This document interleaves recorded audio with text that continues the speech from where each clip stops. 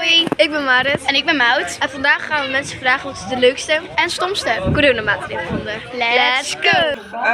De leukste coronamaatregel, nou die kan ik zo snel niet bedenken.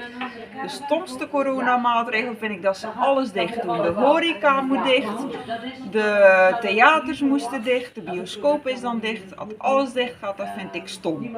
Het leukste vind ik dat je geen handen meer moet geven. En het stomste dat we in quarantaine moesten en dat we dan niemand mochten zien. Ik dat we niet naar school, dat we gewoon online les konden, want dan was je eerder klaar. En de stomste vond ik dat je al je vriendinnen en zo niet kon zien.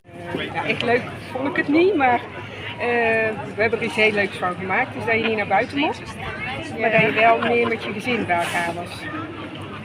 En de stomste denk ik dat er niet altijd duidelijkheid was. Dus dat je bij de ene ziekenhuis wel een mondkapje op moest en bij de andere niet. De leukste, dat je misschien veel binnen zit, spelletjes kunt doen, hè, wat je voorheen niet deed. Maar de stomste, ja, dat je er ziek van kunt worden, denk ik. Hè. Er is geen leuk aan de coronamaatregelen. Alles is niet leuk. En de stomste? Het stomste. Dat je wel bij veel mensen in de winkel mocht lopen.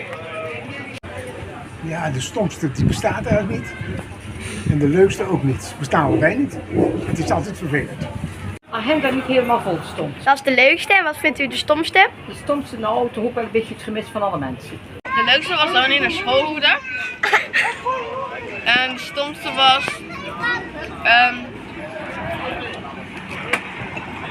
dat je bijna nergens meer naartoe mocht. Bedankt voor het kijken.